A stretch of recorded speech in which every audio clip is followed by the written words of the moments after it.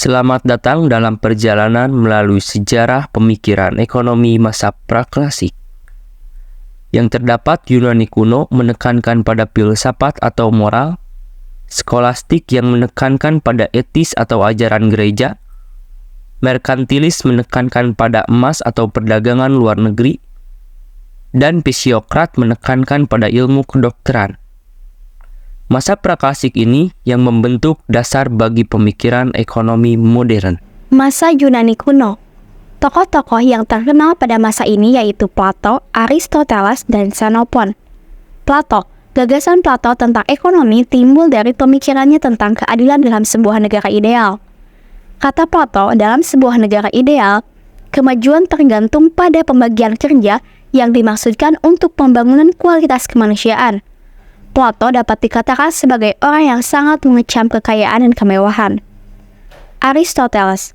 Menurut Aristoteles, ekonomi merupakan suatu bidang tersendiri yang pembahasannya harus dipisahkan dengan bidang lain.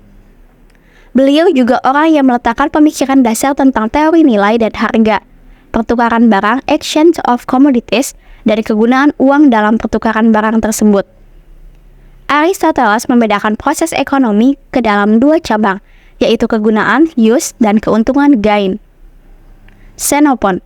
Menurut Xenophon, kata ekonomi berasal dari bahasa Yunani, yaitu oikos dan nomos, yang berarti pengaturan atau pengelolaan rumah tangga. Karya utamanya adalah On the Means of Improving the Revenue of the State of Athens. Dalam buku tersebut, Xenophon menguraikan bahwa negara Athena yang mempunyai beberapa kelebihan dapat dimanfaatkan untuk meningkatkan pendapatan negara. Masa skolastik. Pemikiran kaum skolastik menekankan pada kuatnya hubungan ekonomi dengan masalah etika, serta besarnya perhatian pada masalah keadilan. Albertus Magnus adalah seorang filsuf Jerman yang berpendapat bahwa harga suatu barang seharusnya sama dengan biaya dan tenaga yang dikorbankan untuk menciptakan barang tersebut.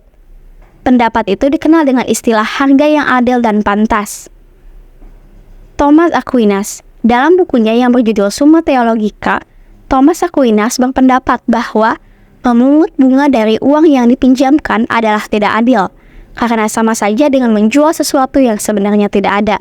Masa merkantilisme. Istilah merkantilisme berasal dari kata merkan, yang berarti pedagang. Menurut paham merkantilisme, tiap negara yang berkeinginan untuk maju harus melakukan perdagangan dengan negara lain. Paham merkantilisme banyak dianut di negara-negara Eropa pada abad ke-16, antara lain Portugis, Spanyol, Inggris, Prancis, dan Belanda.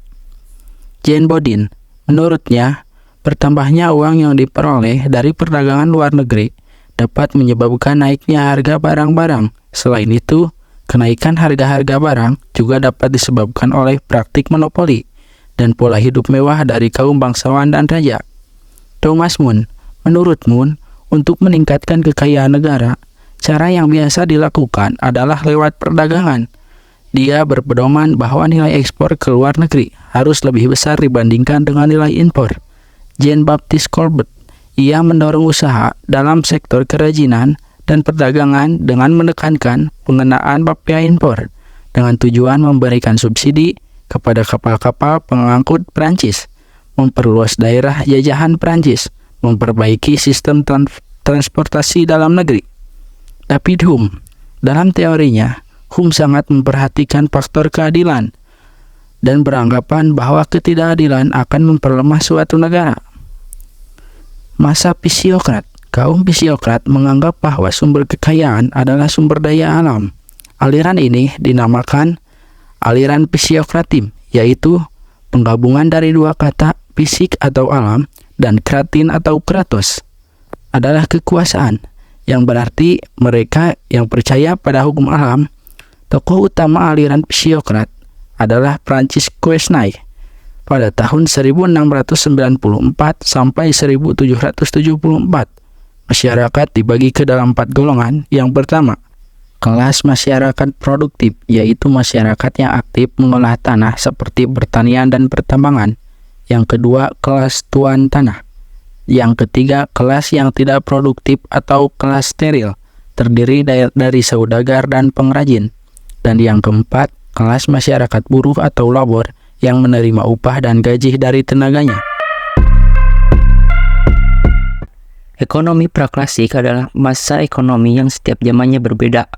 Praklasik adalah masa di mana sebelum masa klasik yang dikenal dengan bapak ekonomi yaitu Adam Smith. Pada masa praklasik ini setiap masa berbeda. Pada zaman Yunani kuno mengacu pada filsafat atau moral. Pada masa skolastik mengacu pada etis atau ajaran gereja.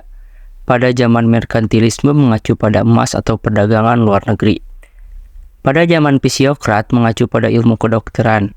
Pada masa praklasik ini belum bisa menemukan atau memastikan ekonomi yang nanti pelengkapnya akan dibahas di masa klasik. Bisa disebut juga masa praklasik ini masa awal yang dimana belum lengkap dan jadi.